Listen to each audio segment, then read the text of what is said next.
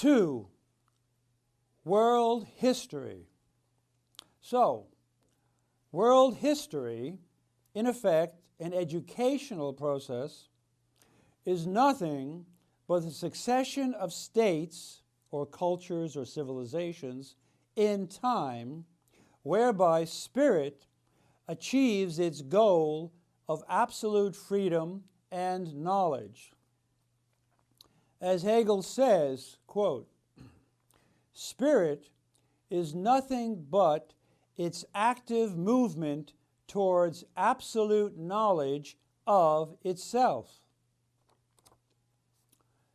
This movement of history, he continues, is the path of liberation for the spiritual substance, the deed by which the absolute final aim of the world is realized in the world. End quote. Thus, the goal of the succession of states in time is freedom. As Hegel summarizes, the East knew that only one was free, the emperor or despot. The Greeks and Romans that only some were free, the freeborn, not slaves. Whereas the modern Europeans know that all are free, and this via the advent of the Christian religion. Thus, there are 4 world historical epochs or realms with 4 world views, whereby the world spirit achieves its final goal. In the Oriental realm, we have despotism. In the Greek, democracy. In the Roman, aristocracy. And in the European, the inwardness of spirit. In brief, 1. The Oriental realm. It's a natural, spiritual realm of one substance. Cf. China, Persia, India, which is patriarchically governed and where freedom does not yet exist. For individuals have no personality, no right of property. The ruler owns everything. And everyone is born into a given fixed caste. The government is a theocracy, where the ruler is the high priest or a god, and the constitution the same as religion. The Oriental state is fossilized, and in the end becomes an elemental fury and devastation. 2. The Greek realm. Here we advance from Oriental substance to a spiritual individuality which is transfigured into beauty and ethical life, where personal right and morality begins to emerge. The Constitution is democratic, but there were still slaves, and the Greeks were not yet conscious of the freedom of all, though they were conscious of being in ethical identity with the whole of society. Socrates introduced the principle of being for self and the inward independence of the individual and his decision-making, for which the Greeks were not prepared and which led to the demise of their realm and of ethical life. 3. The Roman realm. Here we have the beginning of true law and the legal person, though in an abstract form.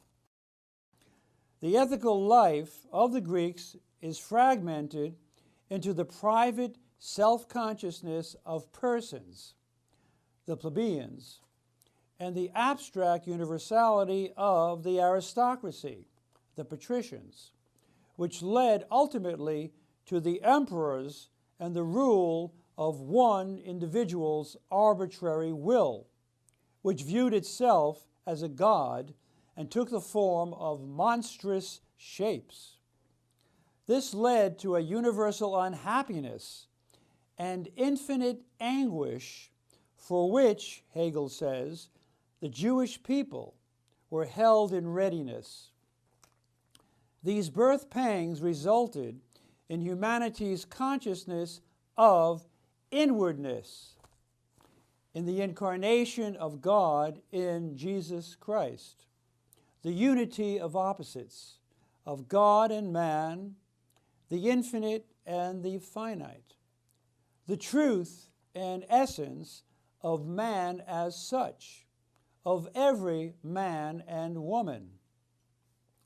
It was the Germanic or European peoples that developed this principle of inwardness and truth to its highest form. 4. The Germanic or European realm.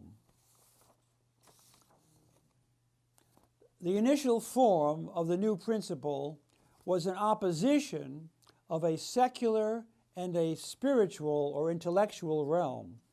As Hegel says, a hard struggle ensued, in the course of which the spiritual realm reduces its heaven to an earthly here and now, and the two become one. This is the end of history, according to Hegel, where spirit finally achieves an absolute knowledge of itself in philosophy or philosophical science. As Hegel concludes, quote, "The true reconciliation discloses the state as the image and actuality of reason, while the spirit in religion finds the feeling and representation of its own truth. And in absolute science, it finds the free comprehension and knowledge of this truth as one and the same in its complementary manifestations, that is, in the state, in nature, and in the ideal world of art, religion, and philosophy." End quote. Hegel hints in his philosophy of history that America, as the land of the future, will have as its task the attainment and global diffusion of absolute science, which will result in the complete realization of the kingdom of God on earth and the absolute freedom of all its peoples. Next time, we will take up absolute spirit and its first two phases, art and religion. Thank you.